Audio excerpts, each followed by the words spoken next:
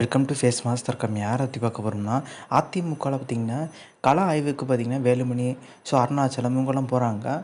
அங்கே பார்த்திங்கன்னா வேலுமணி முன்னிலையில் பார்த்திங்கன்னா அடிதடி ஏற்படுது. மாவட்ட செயலாளர் பார்த்திங்கன்னா ஒழுங்காக வேலை செய்யலை அப்படின்ற மாதிரி பார்த்திங்கன்னா ஒரு குற்றச்சாட்டு. இந்த எம்பி எலெக்ஷனில் வேலை செய்யறனால தான் நம்ம தோற்றுட்டோம். 3 சட்டமன்ற தொகுதியில் பார்த்திங்கன்னா நாம் தமிழர் கட்சிக்கும் கீழே வாக்குகள் வாங்கியிருக்கோம்.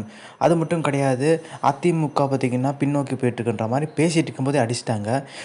அடிதடி பார்த்திங்கன்னா நடந்துகிட்ருக்கு.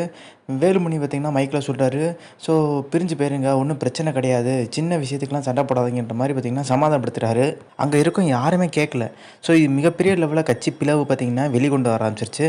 சசிகலா ஓபிஎஸ் பார்த்திங்கன்னா இல்லாதனால தான் இந்த பிளவுன்ற மாதிரி பார்த்திங்கன்னா சொன்னாலுமே பட் உண்மை கிடையாது. சசிகலா ஓபிஎஸ்க்கும் இது சம்மந்தம் கிடையாது. மாவட்டந்தோறும் பார்த்திங்கன்னா கும்பகோணத்துலேயும் திண்டுக்கல் சீனிவாசன் பார்த்திங்கன்னா பேசிகிட்டு இருக்காரு. கீழே இருந்து எல்லா நிர்வாகிகளும் எதிர்ப்பு கொடுக்குறாங்க.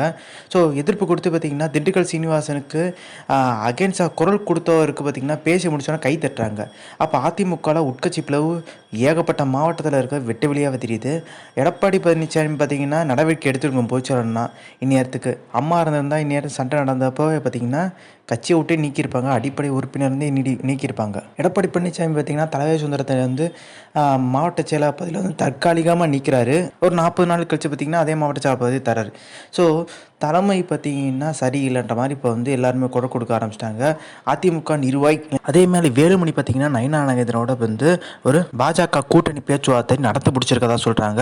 கிட்டத்தட்ட அதிமுக பாஜக கூட்டணி கிட்டத்தட்ட உறுதியாயிருச்சுன்னே சொல்கிறாங்க. அந்த